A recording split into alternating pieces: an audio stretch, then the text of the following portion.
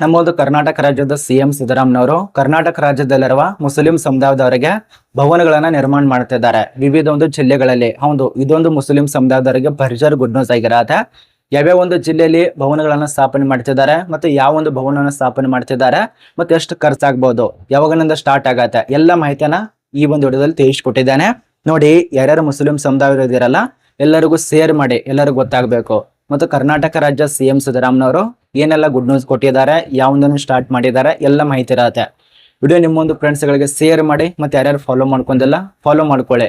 ನೋಡಿ, ಕರ್ನಾಟಕ ರಾಜ್ಯದ ಸಿಎಂ ಸಿದ್ದರಾಮಯ್ಯನವರನ್ನ ಒಂದು ಘೋಷಣೆ ಕೊಟ್ಟಿರೋದು. ಇಲ್ಲಿ ಯಾವುದೇ ರೀತಿಯ ನಾನು ಗೊಳ್ಳಪುರ ಅಂತ ತಿಳಿಸ್ಕೊಡ್ತಾ ಇಲ್ಲ. ಅವರು ಅಧಿಕೃತವಾಗಿ ವಾರ್ತಾ ಮತ್ತು ಸಾರ್ವಜನಿಕ ಸಂಪರ್ಕ ಇಲಾಖೆಯ ಒಂದು ಟ್ವಿಟರ್ ಖಾತೆಯಲ್ಲೇ ಬಂದಿರುವಂತ ಮಾಹಿತಿ.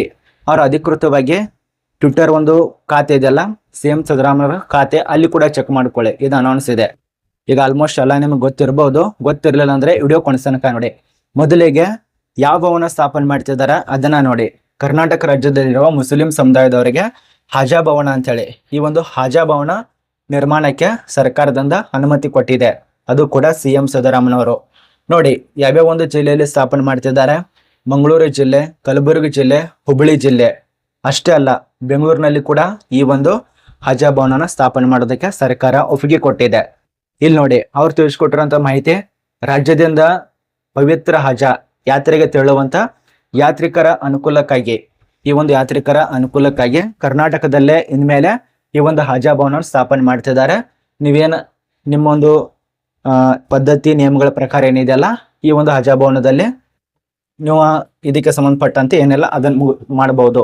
ನೋಡಿ, ಮಂಗಳೂರು ಜಿಲ್ಲೆ, ಕಲಬುರಗಿ ಜಿಲ್ಲೆ, ಹುಬ್ಬಳ್ಳಿ ಜಿಲ್ಲೆ ಮತ್ತು ಬೆಂಗಳೂರು, ಇಷ್ಟೊಂದು ಜಿಲ್ಲೆಗಳಲ್ಲಿ ಸಂಬಂಧಪಟ್ಟಂತೆ ಈ ಒಂದು ಹಾಜಾ ಭವನ ಸ್ಥಾಪನೆ ಆಗ್ತಾ ಇದೆ.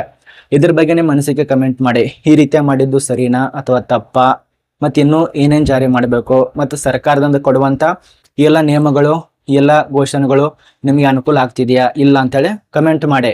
ನೋಡಿ, ಇದ್ರ ಬಗ್ಗೆ ಏನಾದರೂ ಡೌಟ್ ಇದ್ರೆ, ಏನಾದರೂ ಕ್ವಶನ್ ಕೇಳುತ್ತಂದ್ರೆ ಕಮೆಂಟ್ ಮಾಡಿ, ಅಥವಾ ನಾನು ಇನ್ಸ್ಟಾದಲ್ಲಿ ಕೂಡ ಮೆಸೇಜ್ ಮಾಡ್ಬೋದು. ಇದು ಯಾವುದೇ ರೀತಿಯ ಗೊಳಪುರ ಅಂತ ತಿಳಿಸ್ಕೊಡ್ತಾ ಇಲ್ಲ. ಕರ್ನಾಟಕ ರಾಜ್ಯದ ಸಿಎಂ ಸಿದ್ದರಾಮಯ್ಯನವರೇ ಒಂದು ಘೋಷಣೆ ಕೊಟ್ಟಿರುವಂತ ಮಾಹಿತಿ. ಹಾಜಾ ಭವನ ಕೂಡ ಕರ್ನಾಟಕದಲ್ಲಿ ಸ್ಥಾಪನೆ ಆಗತ್ತೆ, ಸುಮಾರು 4 ಜಿಲ್ಲೆಯಲ್ಲಿ.